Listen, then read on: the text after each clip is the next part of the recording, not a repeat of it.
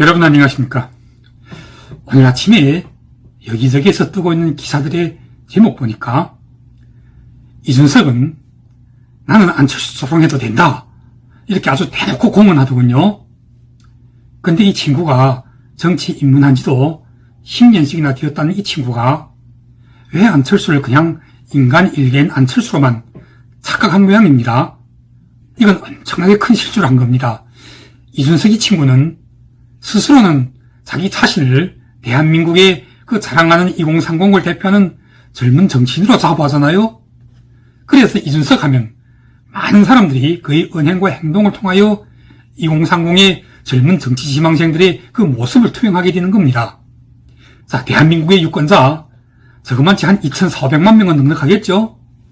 안철수 후보님의 지지층은 100만 명을 넘습니다.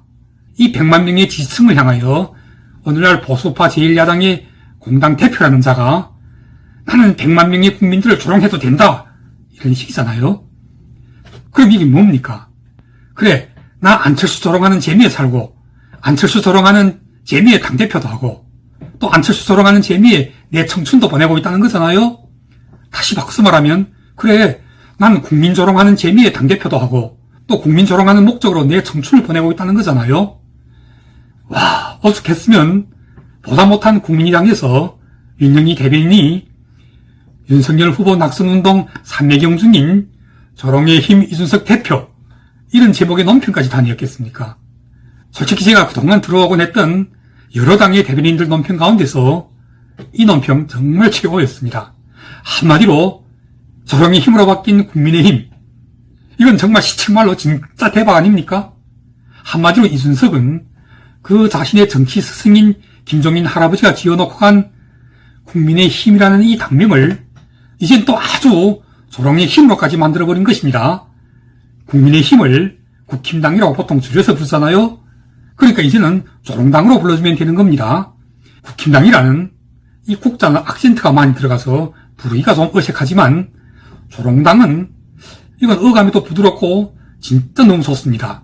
그러니까 이제 윤석열은 조롱당의 대선 후보이고 이준석은 이 조롱당 대선 후보 윤석열의 선거 캠프 낙선운동 본부장이나 전혀 다를 바가 없는 것입니다.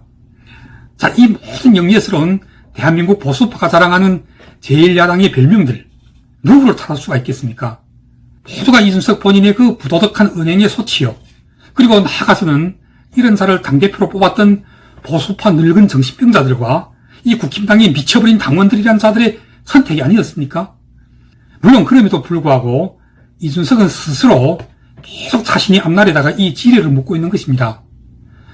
다행불이하면 필자 피한다고 하지 않습니까? 다행불이, 불의를 너무 많이 저지르면 반드시 스스로 패망을 자초하게 된다고 말입니다. 이처럼 소소명명한 천리 앞에서도 정말 이해할 수 없는 것은 왜 이준석의 주변에서 이를테면 하태경 같은, 정병국 같은, 또 이혜원 같은 이른바 이준석과 친하다는 정치인들 모두가 한마디로 쥐새끼처럼 모두 숨어버리고 정말 누구 하나라도 나서서 원래 이준석에게 야 준석아 너 진짜 너무 나간다 이렇게 하면 안 돼 하고 일러준 사람이 없는 것일까요? 또 그의 부모들도 마찬가지입니다. 그의 아버지가 된 사람 유승민과도 동창생이라고 하지 않습니까? 그러면 지식인이라고 할 수 있을 터인데 정치에 대해서는 잘 몰라서 그래서 무관심한 것이라고 치더라도 지금 당신 아들의 언행과 행위들은 폐륜으로까지 나아가 인성 그 자체가 파괴당하고 있는데도 모른다고 외면할 수는 없는 거잖아요. 아니면 이준석의 부모들 또한 모두 이 아들과는 같은 수순이신 건가요?